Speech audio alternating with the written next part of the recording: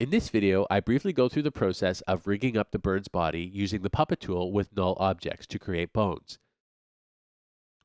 All right, so we've gone through the creation of the wings of this character and seen how they actually work. Now, for those of you who are not familiar with how to set up the puppet pins, I wanted to just quickly go through it. And these puppet pins are actually the thing that drives the deformations of the character's body. I'm going to go through those really quickly so that you can get a better sense of what is actually going on. Okay, so let's go into the actual character here. And I've done a really quick overview of what's going on with this character, but I haven't gone into any detail on how to actually do it. Okay, so in this character, there's a ton of little null objects that are driving this guy around. I'm not going to show you how to build the whole guy, but I will show you how to lay in the actual null objects and connect them to the puppet pins. And then you can apply your own creative methods for actually animating this character and making it work. So we're just going to move into a new composition. And I might keep this, I'll keep this in here as well. So this will be called body animation setup example. Example. Actually, and let's put maybe put example in the front. So there's the prefix example. Okay, so we have example and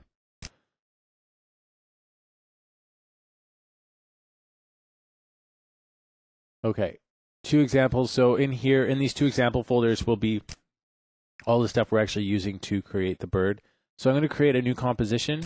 I'm going to make this, well, let's see what this one is actually to start.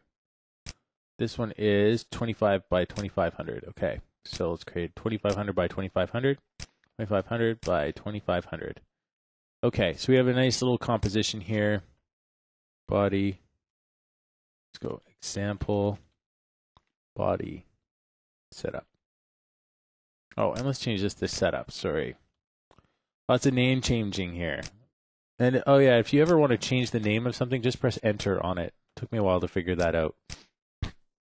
So then what I'm going to do is go into the Rocket-Dee PSD layers, and I'll just grab the body from here. Now, I actually went in when I did this character and separated the body by using a masking tool. So I just went in, and we can maybe put this to full for now. I went in and cut around the character to get rid of the rocket pack. I did a much better job than I'm doing here, but I'm just doing this for the sake of example. By cutting this off, I was able to just get rid of this rocket pack. So I put a subtract on that. So I'm just going to go back to this body here and actually grab the mask from this character here. Copy. And put the animation properties back. Okay. So we'll go back here. I should be able to just paste that mask that I used. And then just invert it. There we go. So now I have the bird cut out. So you can cut out your own bird however you want to do it. The other thing I have is I have all these other layers. Like I have the legs. I'm just going to bring those in really quick. The legs. I might actually rotate this bird so it's at a more agreeable angle. There, and then the legs. It's one leg, and then there's the right leg. So the right leg's going to go under the body. Rotate that there. How you rotate it does not matter at this stage. And then we have the tail. There's really not that many pieces involved. I'm going to leave the rocket pack off for now because I actually don't use the rocket pack until later. And I'm not going to go through and rig this whole bird. I'm just going to do a couple little things for you and show you my general process. Currently, there's no camera. There's no 3D. I'm just working strictly in 2D, and this is the best way to start. If you can start in 2D, it makes it a lot easier to work with. Then you don't have to be jumping with all different cameras to front mode, side mode. You're not dealing with the third dimension, and your rotation values are really simple. Okay, they're simple to manage. So the first thing I do is I'm going to create a null object, and I'm going to start rigging up the bones of the actual bird's body. And I usually assign a color to this, so maybe we'll just make the body orange, and then right and left limbs I just color separately. So let's just go here, and I'm going to size this down a little bit. to 50, just for now. I'm going to put this one on the beak, and then I'll put one up here at the back of the head, and then I'm going to put another one here, but this is going to be a controller, so we'll scale this one up to 100. And what I'm going to do is, I should also name these while I'm going. Beak, and this will be head, back, and then this will be called neck. And what I'm going to do with this is actually use the neck, as you saw, to actually drive the beak in the back of the head. So I can take these two and just parent it. And right now, nothing is happening, but you'll see in a moment. We're just going to set these up. And if you don't understand the pins well enough to work as intuitively as I am right now, you can experiment and do one pin at a time. But I'm going to do all of them because it actually makes it easier to work with. Okay, so let's duplicate that. And then we'll put one for the shoulder. We're definitely going to need one for the shoulder. Shoulder, duplicate it. And you need one for the legs. I'm just going to turn the leg off for now so I can see what I'm working with. Leg. Leg. And you can call this body leg or whatever because there will be more legs, but and then we'll do tail. Now, in the actual bird I did, I only did one tail piece, so, but if you want to have two, I'll show you something. We'll do a tail base, and then we'll do a tail tip. Okay, and if you want, you can prefix this, the name. I really encourage you to try to name your files properly. You can prefix it with body. Okay, so you know that you're not working with the actual tail, you're working with the body's tail and the body's leg.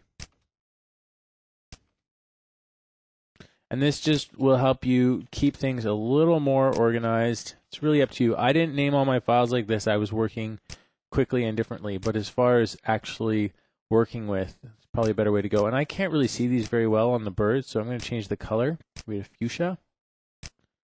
Oh, that's not easy to see either. Gee whiz. Go for green. Wow, okay, nothing's easy to see on the bird. The other thing we can do if I'm having trouble seeing my points is I can just reduce the opacity of the bird a little bit. Okay, and before we can actually create the puppet pins don't work if you have something with a mask on it. So when you're trying to do it, they just won't place them. So what we need to do is actually pre-compose this composition. I'm going to put this guy back to 0, and I'm just going to press Control-Shift-C. And I'm going to move this into body. We'll just change this to composition name, body. We'll call this example, body, setup, body, pre-comp. Okay? Really long name. But this will actually just be the body. So what I'm going to do is just copy this mask that we made from here. So let's grab this mask and then paste it here. So that cuts that off. And what this also does is it pre-composes the body so that we can get rid of this mask and then ultimately use the puppet tool. Anything you do in here, you can animate in here and do anything you want, and the puppet tool will work on top of that. So let's try to rotate this guy back to where it was. I'm going to undo. I think that should be about right there. Making sure all my pins are in the right locations. Okay, I seem to be missing the tail tip. Where's the tail tip? Oh, I never moved that tail tip over. So this tail tip is supposed to go here. Okay? And then we'll put tail base just a little further back. And we're going to add some more controllers in just a second. Okay, so now that we have just these basic pieces put in, I'm just going to use the puppet tool again to put the pins where we want them. I'm going to put one pin there. There we go. Now we can see a mesh is formed and the puppet tool has worked. And put one at the back of the head. I'm not putting one at the neck because I don't need one there. I need one on the shoulder. And then I want one on the tail here, and then the tail tip. And then down here at the foot. I think that's all I need. I don't think I need one in the middle. But if we need more, we can always add more. So then the next step is I press U to open up all the pins, and I'll click on the first pin that's here, which is down at the leg. I'm just going to paste the code this code here. This little bit of code will track the puppet pin to any layer, the anchor point of any layer that you actually put in up here. So this is actually referring to a layer. So I'm going to set that to the leg, the body leg. There we go.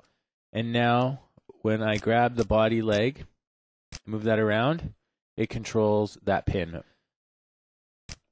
So I'm going to just quickly do this for the rest of them.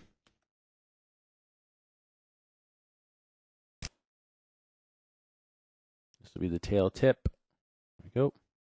Close that off, paste. And this will be layer, tail base. Close it off. There's a number of ways that you can actually edit this if you want. You can edit it by hand too. This layer, and this will be body, shoulder, I think. There we go. And then the next one will be here, body, whoops, body, head, back. Oops, doesn't see it. I think I messed that up. Whoops. Body, head, back. There we go. And then the last one here will be the beak. Body, beak. Okay, so now that all of those pins are rigged up, we can actually see what we can do with them. So if we have the, let's just take the neck and just rotate this around. Oops, it looks like everything is parented to that neck, which is not something we want. None, put that to none. Probably because I copy and pasted everything. So let's take the beak and the head back and parent that to the neck. Now let's try to move the neck back and forth. There we go, we have some neck movement happening. And then if we want to create maybe some hips, so we need to be able to control these hips here. I'm going to put this right here and we'll call this body hips. Okay, and then on this we'll parent the tail tip to the tail base, and then the tail to the hips, and then the leg to the hips, okay? And so we try to rotate this, see what happens, okay? So we've got some nice movement happening there. Perfect. And then the next thing we want to do is maybe create a torso rotator. So we'll duplicate hips one more time. I'm just moving this, and we'll create something for the upper torso. So we'll call this body torso. And then I'm going to link the neck to that, to the body torso. And then these guys are already linked, so I don't need to worry about them. They're connected to the head. I need to link the shoulder to the torso. The leg is already linked, the tail, all this is already linked to the hips. So I'll just put these below the hips. And then torso. So now when I rotate the torso, the upper half will go with this bird. And then the last thing I usually make is a body center. And that can be anywhere. That can also be right at the torso, and then I'll just scale it up and give it a different color. Let's give it a red. And then I link torso and hips to it. And what that does is I can actually rotate this, but then also rotate the hips and the shoulder exclusively from that. You could also create, if you have a torso rotator here, you could also create a rotator for the lower half. So if we duplicate this torso and create body lower, you could parent your hips to that. Well, actually, let's scale this up first. So we'll scale this to another size and make it a different color. And this is really up to you. This could be getting a little complicated. You can parent your hips to that. And then what you could do here is also like have something to control this part of the body's movement. So the lower half and the upper half. So you rotate this and you rotate that. So it gives you a little bit more flexibility. And then the center rotates and scales everyone. And what you probably want to do is actually parent the actual body here, parent it to the center. Or what can happen when you're actually bending pins is things can actually get really weirdly distorted. Like you might notice as I bend way back that the faces change shape. One way you can avoid that is by actually parenting the body to the neck. This may seem a little weird, but it actually works. So as you rotate the upper, let's rotate that torso again. and we'll move this down so we can actually see what's going on. That beak hasn't changed nearly as much. And that's because the body is actually lining up with the neck. So when we rotate the neck, the face will really maintain its shape better than anything else.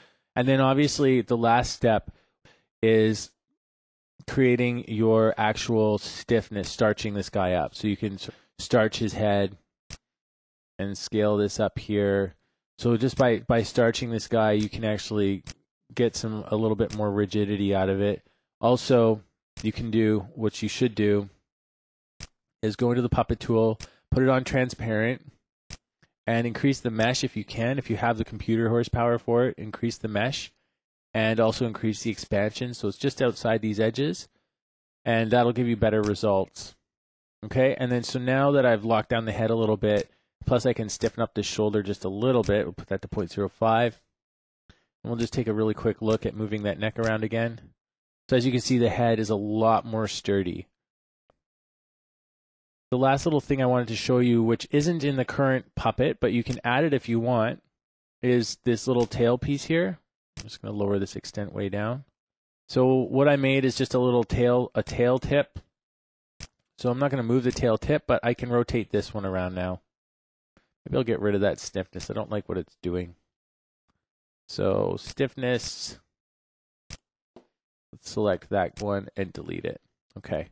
Let's just have another look at that, what happens when we move the tail base. So it rotates that nicely. That will actually, when we parent the tail, so we have this tail here, when this tail eventually gets parented to, or the puppet tools of this tail get parented to the tail tip, when we rotate the tail base, it'll look a lot more attached. In the current video I made, it's not very attached. Now there's one thing I want to address here is, you can see these like little bits of chaff that are coming off the sides. This is sloppy work, and I did not really plan to use this character for a puppet in After Effects, and this is generally, as a general rule, unacceptable for puppet characters in After Effects. It can cause a lot of problems with your puppet pins. So I really encourage you, when you're cutting something out, don't cut it out with a brush. Cut it out with the lasso tool, or at least cut out the major stuff with the lasso tool and then come back in after. You can always fix this after the fact by like masking it off and then pre-comping, sort of like what we did with the body, but you'll have to mask this off.